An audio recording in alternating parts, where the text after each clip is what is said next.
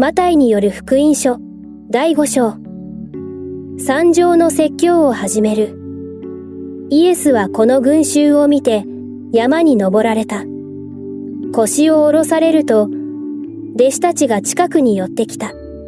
そこでイエスは口を開き教えられた。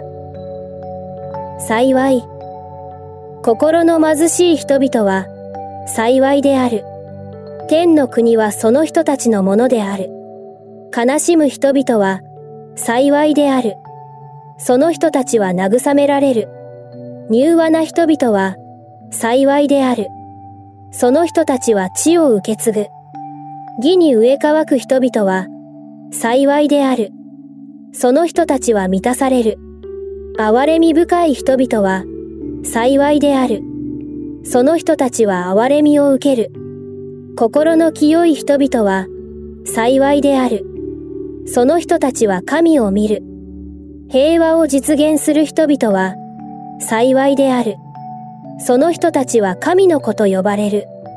義のために迫害される人々は幸いである。天の国はその人たちのものである。私のために罵られ、迫害され、身に覚えのないことであらゆる悪行を浴びせられるとき、あなた方は幸いである。喜びなさい。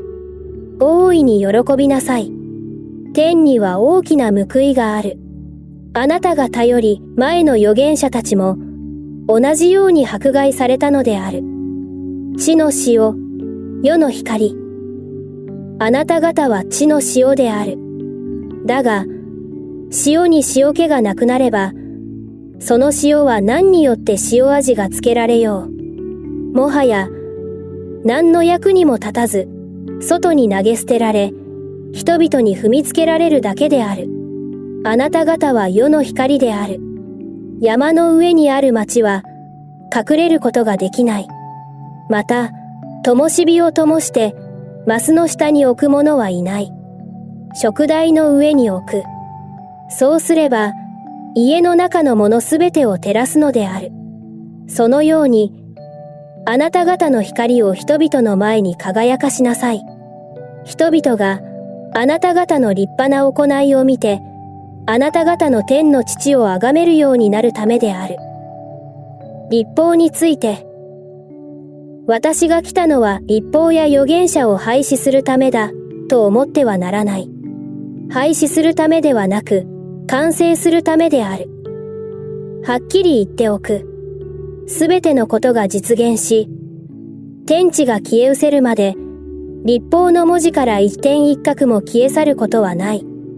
だから、これらの最も小さな掟を一つでも破り、そうするようにと人に教える者は、天の国で最も小さいものと呼ばれる。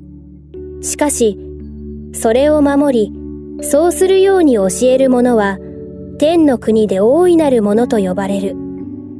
言っておくが、あなた方の義が律法学者やファリサイ派の人々の義に勝っていなければ、あなた方は決して天の国に入ることができない。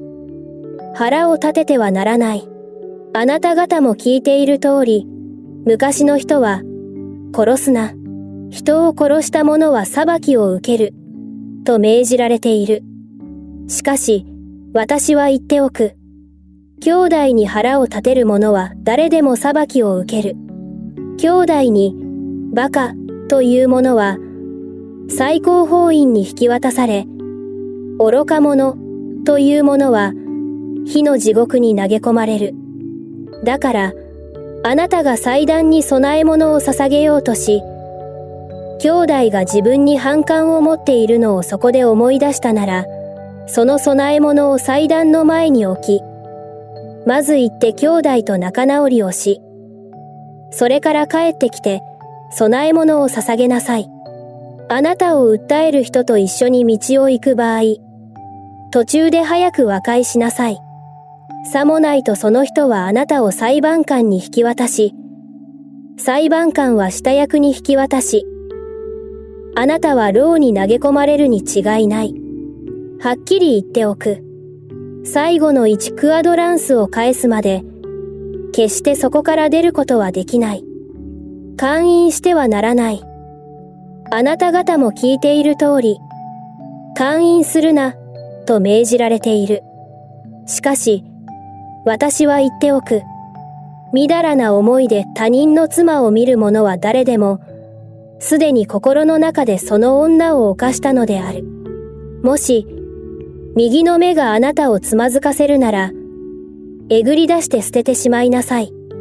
体の一部がなくなっても、全身が地獄に投げ込まれない方がましである。もし、右の手があなたをつまずかせるなら、切り取って捨ててしまいなさい。体の一部がなくなっても、全身が地獄に落ちない方がましである。離縁してはならない。妻を離縁する者は、離縁状を渡せ、と命じられている。しかし、私は言っておく。不法な結婚でもないのに妻を離縁する者は誰でも、その女に姦通の罪を犯させることになる。離縁された女を妻にする者も、姦通の罪を犯すことになる。誓ってはならない。また、あなた方も聞いている通り、昔の人は、偽りの誓いを立てるな。主に対して誓ったことは、必ず果たせ、と命じられている。しかし、私は言っておく。一切、誓いを立ててはならない。天にかけて誓ってはならない。そこは神の玉座である。地にかけて誓ってはならない。そこは神の足台である。エルサレムにかけて誓ってはならない。そこは大王の都である。またあなたの頭にかけて誓ってはならない。髪の毛一本すら、あなたは白くも黒くもできないからである。あなた方は、しかり、しかり、いな、いな、と言いなさい。それ以上のことは、悪いものから出るのである。復讐してはならない。あなた方も聞いている通り、目には目を、歯には歯を、と命じられている。しかし、私は言っておく。悪人に手向かってはならない。誰かがあなたの右の方を打つなら、左の方をも向けなさい。あなたを訴えて下着を取ろうとする者には、上着をも取らせなさい。誰かが1ミリオン行くように強いるなら、一緒に2ミリオン行きなさい。求める者には与えなさい。あなたから借りようとする者に背を向けてはならない。敵を愛しなさい。あなた方も聞いている通り、隣人を愛し、敵を憎め、と命じられている。しかし、私は言っておく。敵を愛し、自分を迫害する者のために祈りなさい。あなた方の天の父の異なるためである。父は悪人にも善人にも太陽を昇らせ、正しい者にも正しくない者にも雨を降らせてくださるからである。自分を愛してくれる人を愛したところで、あなた方にどんな報いがあろうか。徴税人でも同じことをしているではないか。自分の兄弟にだけ挨拶したところで、どんな優れたことをしたことになろうか。異邦人でさえ同じことをしているではないか。だから、あなた方の天の父が完全であられるように、あなた方も完全なものとなりなさい。